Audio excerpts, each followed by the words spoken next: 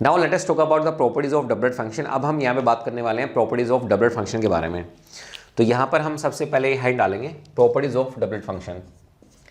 So this is nothing but properties of doublet function. Properties of doublet function बोल दीजिए या फिर आप सिग्नल बोल दीजिए, दोनों का मतलब हमारे पास क्या है, सेम है। तो जैसा कि आपको पता है कि पिछली वीडियो में मैंने आपको बताया था कि जब कभी भी आप इम्पल्स को डिफरेंशिएट करते हैं तो आपको क्या मिलता है, आपको डबलेट फंक्शन मिलता है। अब मैं यहाँ पे एक चार्ट बनाऊंगा, एक साइड में मैं क्या लूँगा, इम्पल्स लूँगा, और दूसरी साइड में हम क्या लेंगे, डबलेट लेंगे। तो ध्यान दीजिए, सबसे पहले हम यहाँ पर लिख देते हैं कि यहाँ पर हम किसकी बात करेंगे, यहाँ पर हम बात करने वाले हैं इम्पल्स फंक्शन के बारे में। किसके बारे में, इम्पल्स फंक्शन के बारे में।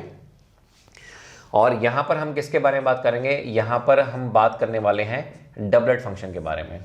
ठीक है, तो सबसे पहले हम यहाँ पे बात कर लेते हैं मैथमेटिकल एक्सप्रेशन के बारे में। तो आप सबको पता है इम्पल्स को आप कैसे रिप्रेजेंट करते थे।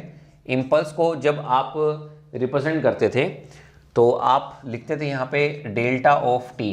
ठीक है, तो ये किसके इक्वल होता था, इसकी वैल्यू होती थी प्लस इन्फिनिटी। कब, जब t की वैल्यू क्या है, 0, और ये 0 होता था कब, when t is not equal to 0। और इसके साथ एक कंडीशन और होती थी कि जो एरिया है माइनस इन्फिनिटी से plus infinity, delta of t into में dt, ये किसके इक्वल था, हमारे पास 1 के। सही है भाई, पूरी क्लास में किसी भी स्टूडेंट को कोई डाउट। तो मैंने यहाँ पे क्या लिखा, मैंने यहाँ पे लिखा delta of T is equal to plus infinity for T is equal to 0 and 0 when T is not equal to 0 and area under the impulse will be 1। ये मैं बहुत बार प्रूफ कर चुका हूँ। आप पुरानी वीडियोस जब देखोगे इस टॉपिक से रिलेटेड तो मैंने कम से कम 4 बार इस चीज को प्रूफ किया कि एरिया अंडर द इम्पल्स 1 होता है। अब हम यहाँ पे बात कर लेते हैं डबलेट फंक्शन के बारे में। तो देखिए, डबलेट को रिप्रेजेंट किया जाता है डेल्टा डैश ऑफ टी के साथ। तो इसकी वैल्यू आपके पास प्लस इन्फिनिटी भी आती है और इसकी वैल्यू माइनस इन्फिनिटी भी आती है। कब आती है, जब t 0 होता है, और ये 0 आती है कब, when t is not equal to 0। समझ पा रहे हैं मेरी बात। इसके बाद हमने आपको बताया था कि ये आपके इसका जब एरिया आप लेते हैं एंड इंटीग्रेशन माइनस इन्फिनिटी से plus infinity delta dash of t into में dt, ये आपके पास क्या होता है, ये 0 होता है। ये हम आपको प्रूफ कर चुके हैं। और दूसरी बात ये भी है चलिए अभी आगे डिस्कस करेंगे। तो आई थिंक यहाँ तक किसी भी स्टूडेंट को कोई भी दिक्कत नहीं होगी। तो मैं यहाँ पे इधर लाइन खींच देता हूँ यहाँ पे। उसके बाद देखिए, ये पहला पॉइंट क्लियर हो गया हुआ यहाँ पे, फर्स्ट पॉइंट इज क्लियर। तो अब हम बात करते हैं अपने सेकंड पॉइंट के बारे में। तो सेकंड पॉइंट हम बात करेंगे स्केलिंग प्रॉपर्टी। तो आपको पता है कि डेल्टा ऑफ एल्फा टी, इसको हम कैसे लिख सकते हैं, इसको हम लिख सकते हैं 1/mod ऑफ एल्फा इंटू में क्या लिख सकते हैं, डेल्टा ऑफ टी। सही है, तो ये स्केलिंग प्रॉपर्टी मैंने आपको पढ़ाई थी। अब अगर मान लो मैं यहाँ पे अल्फा की वैल्यू को -1 लेता हूँ, अल्फा की वैल्यू को मैंने क्या लिया, -1, तो ये क्या हो जाएगा, डेल्टा ऑफ माइनस टी, ये किसके इक्वल होगा, दिस इज इक्वल टू में -1 का मोड आपके पास क्या आएगा, प्लस, तो ये आपके पास कितना आ गया, this is delta of T, ये आपके पास डेल्टा ऑफ टी आ गया। और दोस्तों ये कंडीशन किस में होती है, अगर किसी सिग्नल का रिवर्सल अगर ओरिजिनल सिग्नल के बराबर होता है तो वो सिग्नल आपके पास क्या होता है, इवन सिग्नल। तो यहां से दोस्तों आपको ये भी पता चल रहा है कि जो आपके पास इम्पल्स फंक्शन है, इम्पल्स फंक्शन जो है वो आपके पास क्या है, इवन है। क्या है, इवन। आई होप यहां तक किसी भी स्टूडेंट को कोई भी डाउट नहीं होगा। अब अगर हम यही स्केलिंग कहां पे इस्तेमाल करना चाहें, आपकी डबलेट में, तो डबलेट में स्केलिंग को किस तरह से परफॉर्म किया जाता है, किस तरह से लिखा जाता है मैथमेटिकली, इसके बारे में बात करते हैं। तो यहां पे हम लेते हैं dash, delta dash of alpha T. तो जब आप यहां पर इसको ओपन करेंगे तो इसको लिखा जाता है इस तरह से 1/अल्फा इंटू में मोड ऑफ एल्फा इंटू में डेल्टा डैश ऑफ टी, इस तरह से लिखा जाता है। अगर आप यहां पे अल्फा की वैल्यू को -1 लेते हैं तो देखिए डेल्टा डैश ऑफ -1 ये किसके इक्वल हो जाएगा, दिस इज माइनस में डेल्टा डैश ऑफ टी के, ये आपके पास इक्वल आ जाएगा। ठीक है, अल्फा की वैल्यू -1 है तो ये -t।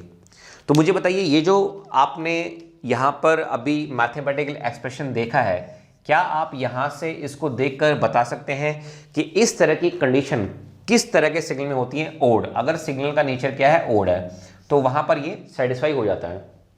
समझ पा रहे हैं। तो इंपल्स आपके पास इवन है और डबलेट आपके पास क्या है, ओड है। ये यहाँ से बहुत बार प्रूफ हो जाता है, इसको हम बहुत बार प्रूफ कर सकते हैं।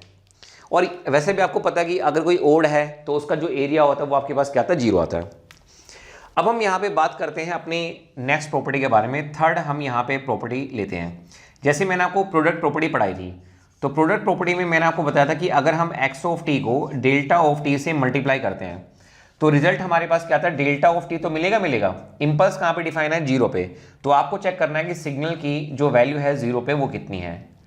ठीक है, अगर मैं यही प्रॉपर्टी कहाँ पे इस्तेमाल करना चाहूँ, डबलेट में, तो दोस्तों डबलेट में ये थोड़ी सी अलग हो जाती है। किस तरह से देखिए, तो डबलेट में आप लिखेंगे इस तरह से, अगर मान लीजिए एक्स ऑफ टी मल्टीप्लाई है किसके साथ, डेल्टा डैश ऑफ टी के साथ। किसके साथ, डेल्टा डैश ऑफ टी के साथ। अगर मान लो यहाँ पे डैश नहीं होता तब तो हमारा रिजल्ट क्या आता, हमारा रिजल्ट आता ये एक्स नोट इंटू में डेल्टा ऑफ टी, ये रिजल्ट आता। लेकिन जब डैश होता है, अगर डबलेट आप ये इस्तेमाल कर रहे हैं तो यहाँ पे आपके पास क्या आएगा, डैश, फिर माइनस में this is x dash of 0 into में आपके पास क्या रहेगा, डेल्टा ऑफ टी। इस तरह से आप इसको ओपन कर सकते हैं। तो दोस्तों इसको याद करना भी काफ़ी ज़्यादा आसान है। अगर आप देखें तो आप इसको ईजिली याद कर सकते हैं। इसी तरह से हमने आपको यहाँ पे शिफ्टिंग प्रॉपर्टी पढ़ाई थी इसी में ही। अगर हम इंटीग्रेशन लें माइनस इंफिनिटी से plus infinity, this is x of T into में डेल्टा ऑफ टी इंटू में डी टी, तो इसका रिजल्ट हमारे पास कितना आ रहा था, एक्स नोट हमारे पास इसका रिजल्ट आ रहा था। सही है।